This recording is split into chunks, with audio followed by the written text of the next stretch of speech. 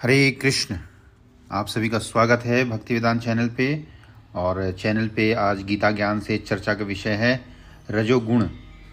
रजोगुण क्या होता है, रजोगुण की वृद्धि से क्या होता है और रजोगुण के कर्म फल क्या होते हैं, आज हम इस पर चर्चा करेंगे। तो एक बार हरि नाम का जाप करते हैं शुरुआत करने से पहले।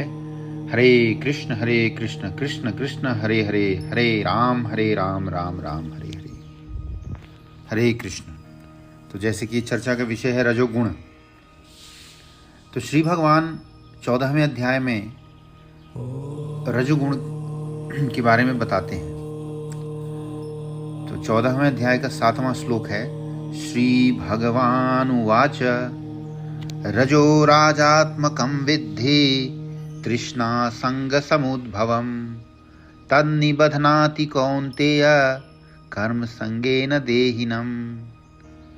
श्री भगवान कहते हैं, हे कुंती पुत्र, रजोगुण की उत्पत्ति असीम आकांक्षाओं तथा तृष्णाओं से होती है और इसी कारण से यह देहधारी जीव सकाम कर्मों में बंध जाता है। कर्म संगेन मतलब कामना और आसक्ति से उत्पन्न। तो हम जो रजोगुण में जो कुछ भी हम कार्य करते हैं वो बंधन का होता है, बॉन्डेज का होता है, और ये आकांक्षाओं तथा तृष्णाओं से उत्पन्न होता है।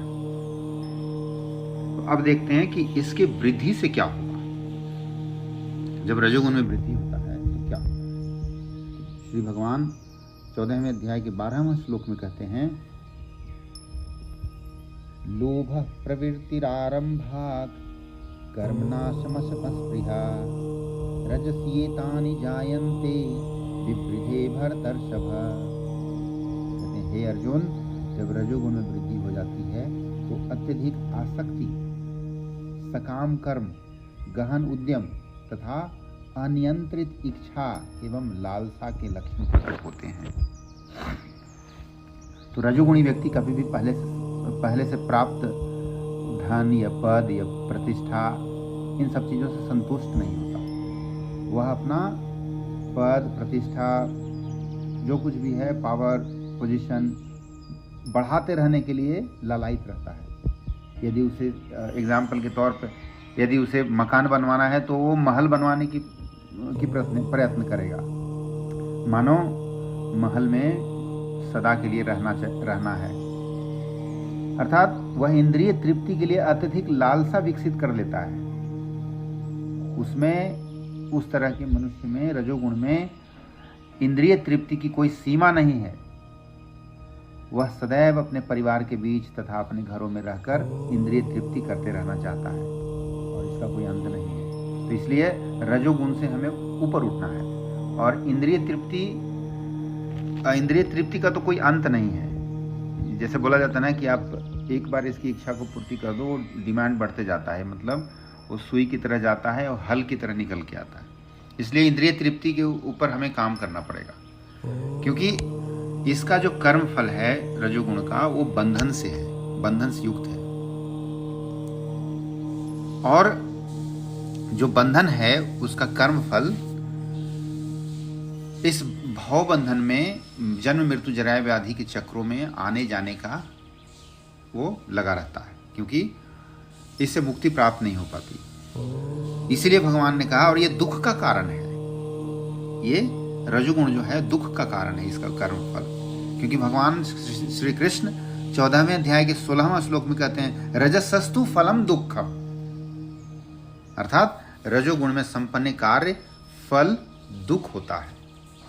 जो कुछ भी कार्य हम करते हैं रजोगुण में रह के, वो दुख का कारण है।